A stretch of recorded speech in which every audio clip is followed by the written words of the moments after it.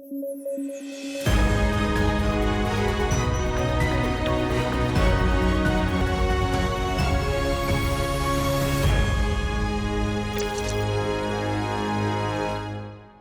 News at 9 programme में आपका स्वागत है। मैं हूं अमृत उपाध्याय। आइए जल्दी से देखें आज के हेडलाइंस। देश में पहली बार जारी हुआ पंचायत एडवांसमेंट इंडेक्स। 2.16 लाख पंचायतों को मिली रैंकिंग। पंचायती राज मंत्रालय ने जारी किया है इंडेक्स। आरबीआई ने रेपो रेट में फिर की कमी। 6% हुई रेपो रेट की दर। लोन लेने वालों को मिलेगा फायदा। और command area development and water management को मिली मंजूरी। सिंचाई सुविधाओं का होगा आधुनिकीकरण। प्रधानमंत्री कृषि सिंचाई योजना की सब स्कीम के तौर पर मिली मंजूरी।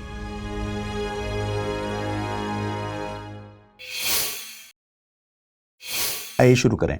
भारत सरकार ने पहली बार पंचायत एडवांसमेंट इंडेक्स PAI जारी किया है। इंडेक्स में देश भर की 2.16 लाख पंचायतों को SDG यानी सस्टेनेबल डेवलपमेंट गोल्स को हासिल करने के प्रयासों के लिए रैंक दी गई है।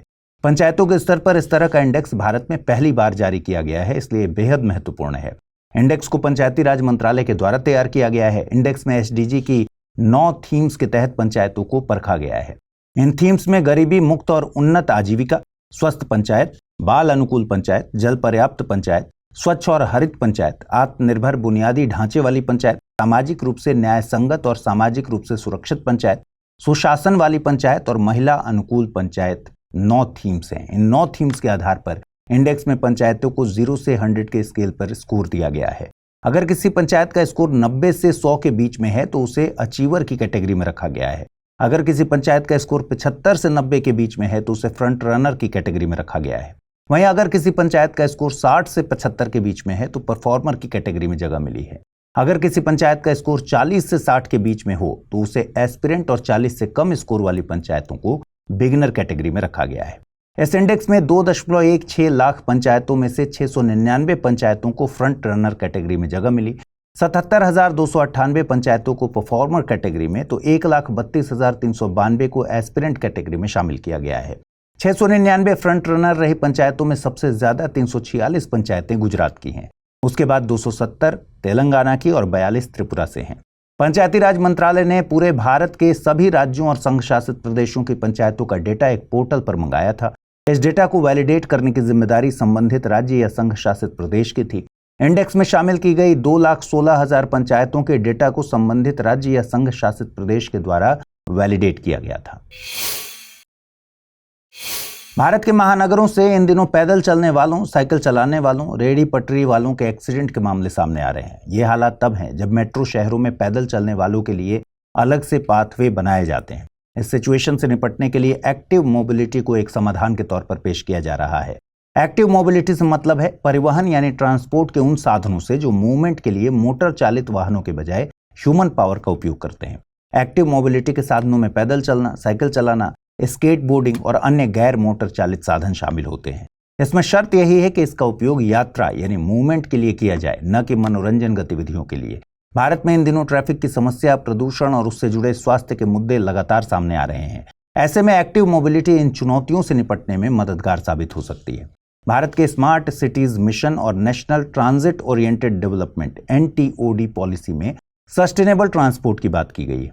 सस्टेनेबल ट्रांसपोर्ट के बेहतर विकल्पों में एक्टिव मोबिलिटी शामिल है। WHO के मुताबिक एक्टिव मोबिलिटी के आर्थिक, सामाजिक, पर्यावरणीय और स्वास्थ्य के लिहाज से बहुत सारे फायदे हैं। जैसे अगर आप ऑफिस या कॉलेज जाने के लिए बाइक या मोपेड के बजाय साइकिल का उपयोग करते हैं तो फ्यूल की कॉस्ट कम हो सकती है, जो कि एक आर्थिक लाभ है। ऐसे ही साइकिलिंग को फिजिकल वर्कआउट का बेहतर जरिया माना जाता है, इससे स्वास्थ्य लाभ भी होगा।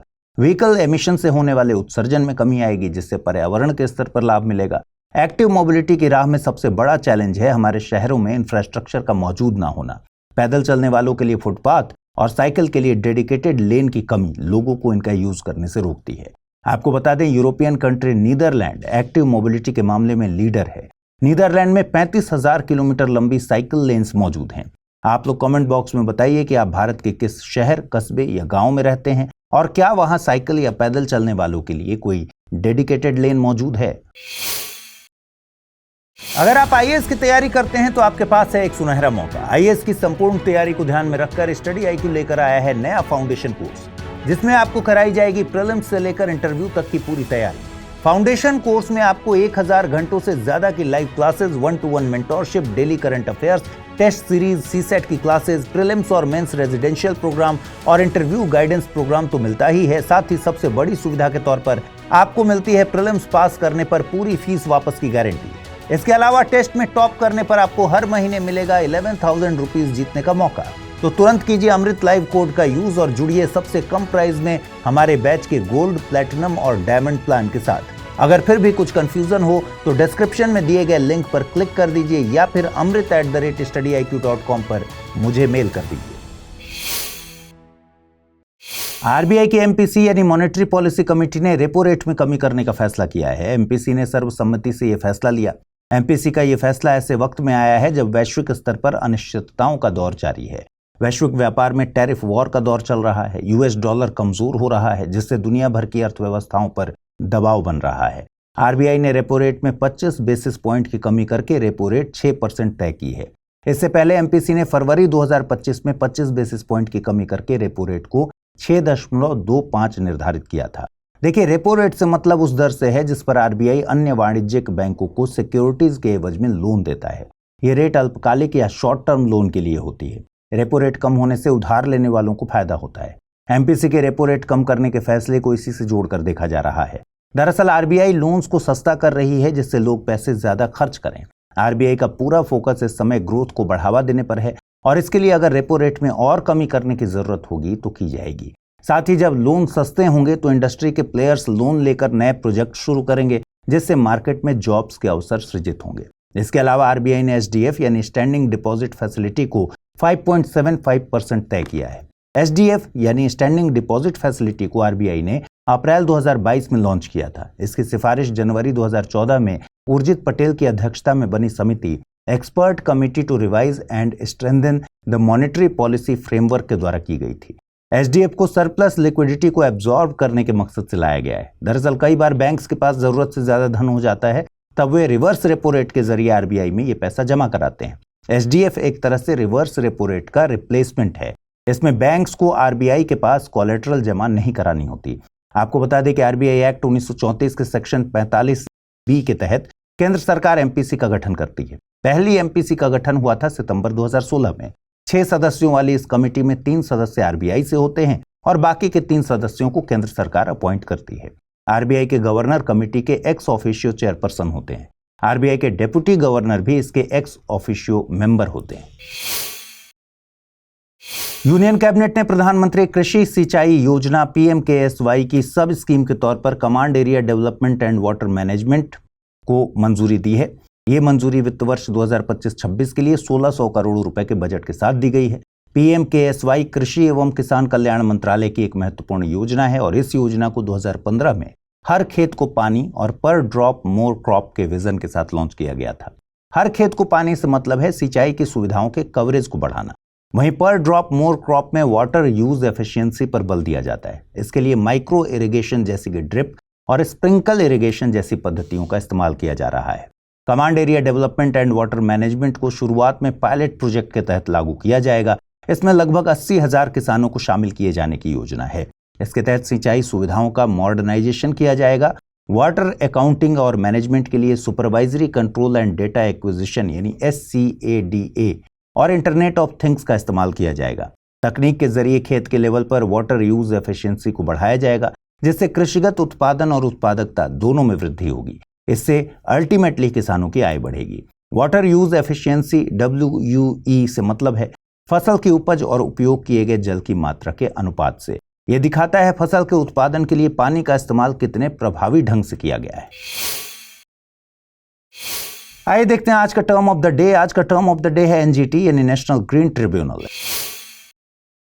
एनजीटी भारत में एक महत्वपूर्ण पर्यावरणीय संस्था है। इसका गठन 18 अक्टूबर 2010 को नेशनल ग्रीन ट्रिब्यूनल 2010 एक्ट के तहत किया गया था, जिससे पर्यावरण की सुरक्षा और वनों के संरक्षण से संबंधित मामलों का निपटारा शीघ्रता से किया जा सके।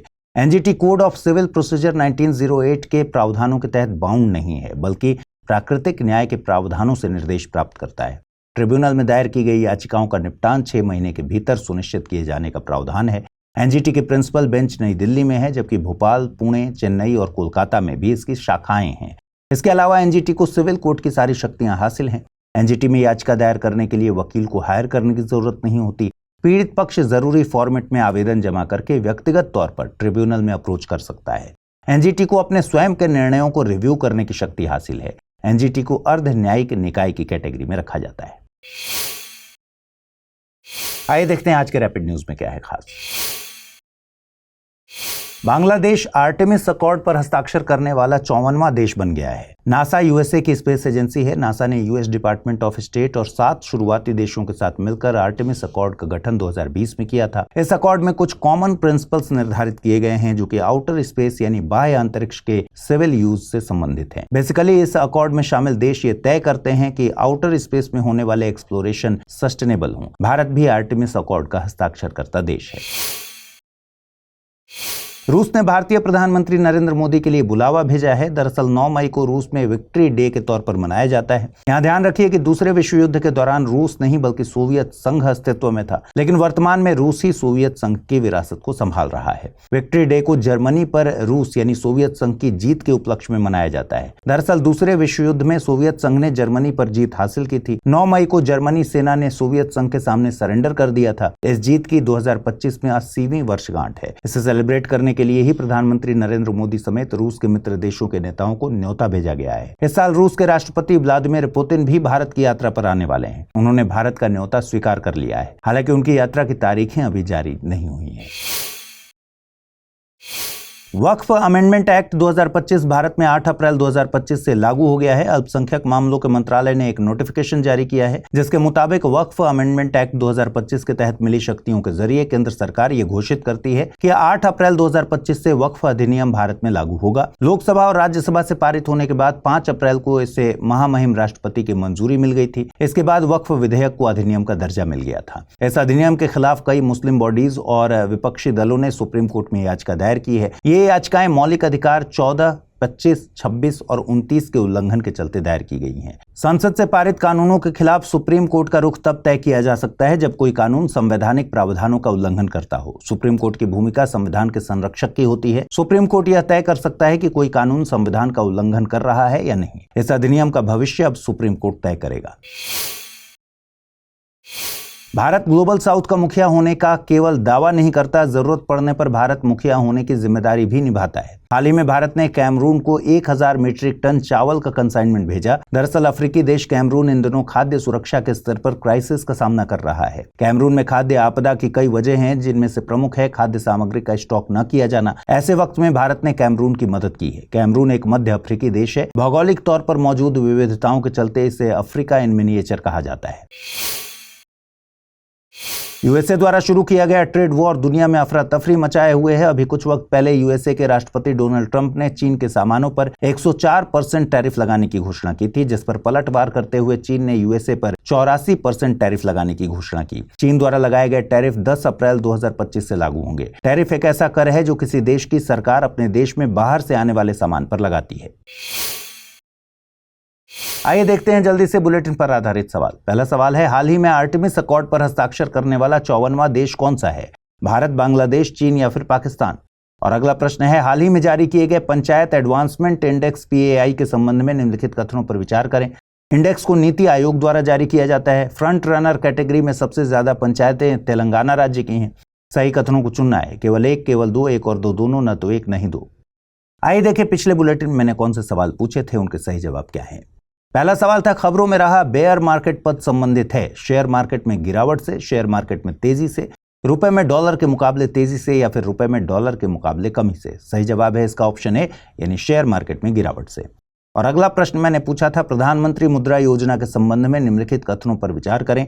इस योजना को 8 अप्रैल 2015 को लॉन्च किया गया था। योजना के तहत लोन लेने के लिए गारंटी जरूरी है। यह योजना केवल महिला व्यापारियों तक सीमित है। सही कथनों को चुनना था, केवल एक और दो, केवल दो और तीन या फिर केवल एक और तीन। सही जवाब है विकल्प ए, यानी केवल पहला कथन ही सही है, दूसरा और तीसरा कथन गलत है, क्योंकि योजना के तहत लोन लेने के लिए गारंटी जरूरी नहीं है। साथ ही यह योजना केवल महिला व्यापारियों तक सीमित नहीं है। तो आज इस बुलेटिन में इतना ही। कल रात 9 बजे फिर से आपसे मुलाकात होगी। ख्याल रखिए, अपना ठीक से पढ़ाई कीजिए। अगर आप इस बुलेटिन की PDF हासिल करना चाहते हैं, अमृत उपाध्याय 007 टेलीग्राम चैनल है जिस पर इसकी PDF रोजाना मिलती है। आज जो सवाल मैंने पूछे हैं उनके जवाब भी कमेंट सेक्शन में देने हैं और इस बुलेटिन को अपने दोस्तों के साथ शेयर भी करना है। नमस्कार।